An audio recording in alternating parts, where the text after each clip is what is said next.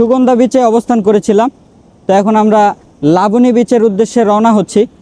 আমার পাশেই আছে আল্লামা জাফর ইকবাল, যিনি আমার শ্রদ্ধেয় বড় ভাই, এবং আর সব মিলিয়ে খুব ভালো লাগছে, আনন্দ লাগছে।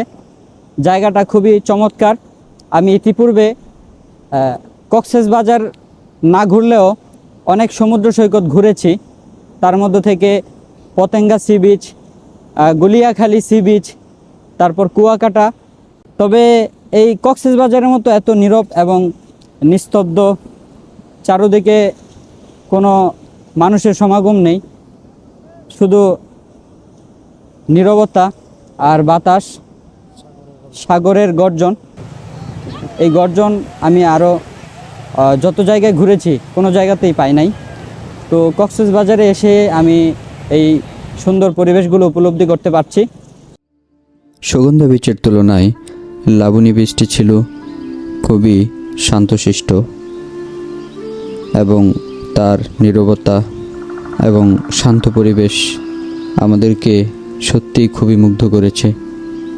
তো আমরা সেখানে গিয়ে খুবই নীরব এবং নিস্তব্ধতায় আনন্দপূর্ণ হয়েছি, এবং পাশেই একটি টুল ছিল যেটা খালি ছিল।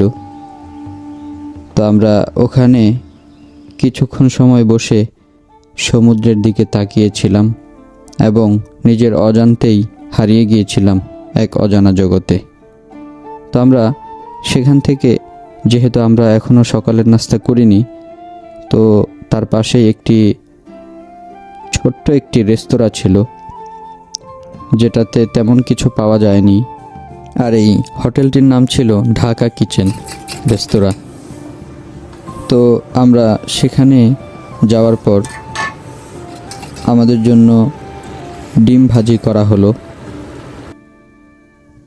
এবং পরোটা বানানো হলো, এবং আমরা সাথে একটি ঠান্ডা পানি নিয়েছিলাম।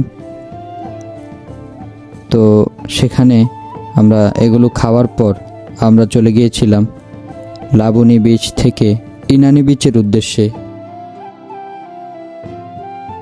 পথিমধ্যে কক্সবাজারের বড় বড় হোটেলগুলো আমাদের চোখে পড়ছিল, এবং আমরা সেনজিতে করে চলেছিলাম ইনানি বিচের পথে।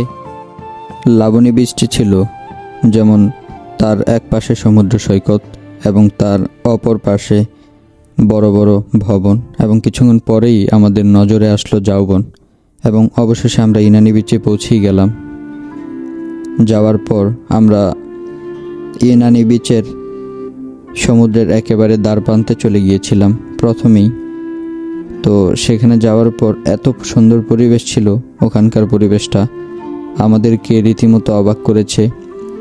পাশেই বিশাল সমুদ্র সৈকত এবং তার পাশেই ছোট বড় হরেক রকমের পাথর, যেটা বালুতে গাড়া ছিল। প্রাকৃতিক সৌন্দর্য আমাদেরকে মুগ্ধ করেছে। তো আমরা সেখানে কিছুক্ষণ থাকার পর অবশেষে আমরা বাড়ির পথে রওনা হলাম। তো সাথেই থাকুন, লাইক, কমেন্ট, শেয়ার এবং সাবস্ক্রাইব করতে ভুলবেন না। ফাহাদ রোয়াম ট্রাভেল ব্লগ, 2026, 31 মার্চ।